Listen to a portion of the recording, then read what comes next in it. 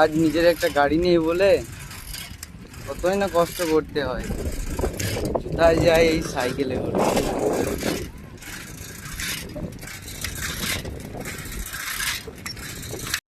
Cycle চালিয়ে এতটা দূর আসার পর আমার অবস্থা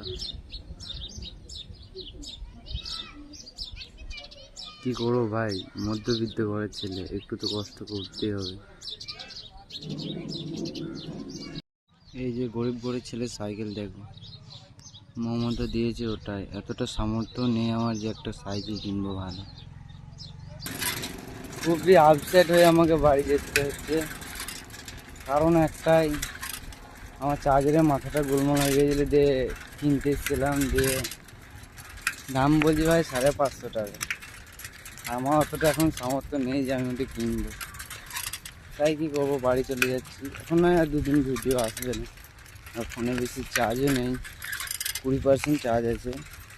এই ভিডিওটা আপলোড করে এখন 2 দিন ভিডিও আসবে না। টাটা, ভালো থাকবে সবাই।